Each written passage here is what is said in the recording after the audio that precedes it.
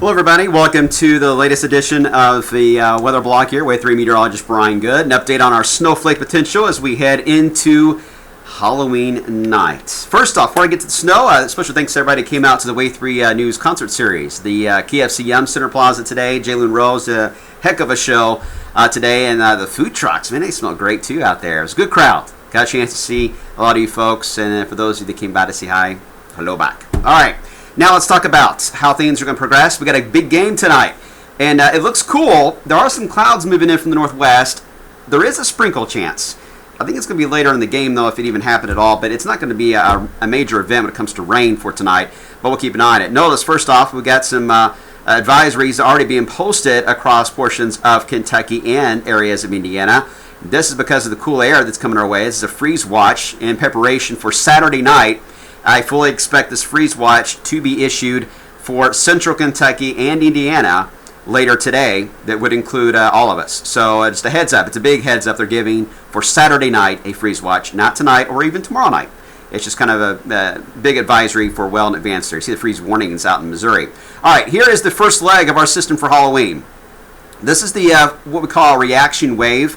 This is the main energy that came across the Pacific Northwest that is really helping to enhance some showers. So we're going to have a small shower chance as these move in from the west. I think the timing again is going to be later toward the evening hours, but we'll keep an eye on the trends and we'll do an hour by hour. Make sure you got your weather app downloaded just in case as we track this band of rain. It's moving in about 4 hours, maybe 5 hours ahead of schedule compared to what we were looking at yesterday. And that does sometimes happen with reflection type waves in response to the trough digging, because this is the system that is really going to be the kicker for us. They're kind of disjointed at the moment, but this is going to dig in and call what we call like a dumbbell effect that'll happen. This area of low pressure is going to move in to the east over the next 12 hours to give us our light rain showers tonight and again tomorrow. Then as this system catches up to it, it's going to run into it, and it's going to cause it to do a loop-de-loop and spin around backwards and then dig big time into the Carolinas, then head up to sea. So there's two rotating events that'll take place, dumbbell effects, if you will. When this one comes in and does this little rotation in Ohio and East Kentucky, that is when we will have our snow chance for late tomorrow night and early Saturday. What we're trying to figure out, and so are the models, is when that loop takes place, how far west will this portion of that loop go?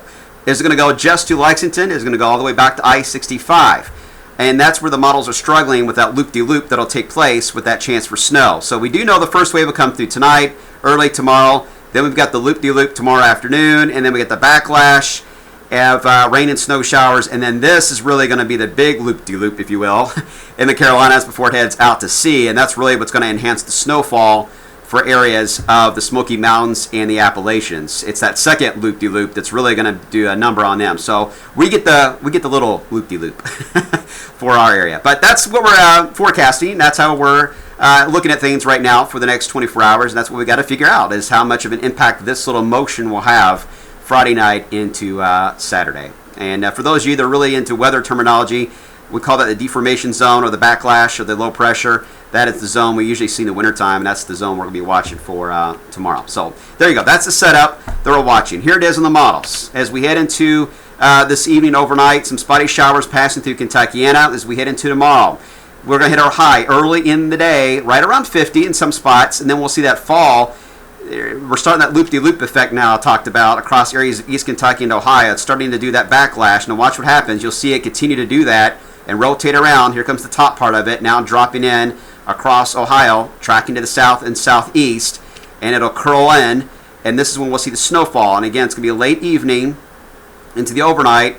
And notice the darker blues, that's where you're going to get maybe an inch of snow. I wouldn't roll out an inch of snow on grassy areas and rooftops. I mentioned the more east you are, the better the chance is for that, and that holds true today. The more west you are, you may not even see a snowflake fall. So I-65, I think, is going to be a very good dividing line out of this event, because I just don't know how far west this back curl is going to be when that low pressure does begin that turn, and then it continues into early Saturday, then it's out of here. So the models are picking up on the chance for maybe an inch of wet accumulation. Now it is showing it for, I know, Oldham County into Carroll County. That is possible. I'm not going to say it's not, because I don't know yet with high enough confidence on how much the back of this curve is going to be when that loop-de-loop does take place. So I wouldn't rule it out for you guys, but I still think the higher chance, by all means, is going to be here. A smaller risk here, and it drops off dramatically once you get into Louisville and South and West. So I'm going to divide you guys up into different zones when it comes to our snow risk here for tonight. Here's the GFS model. It just updated a few moments ago with a chance for snowfall.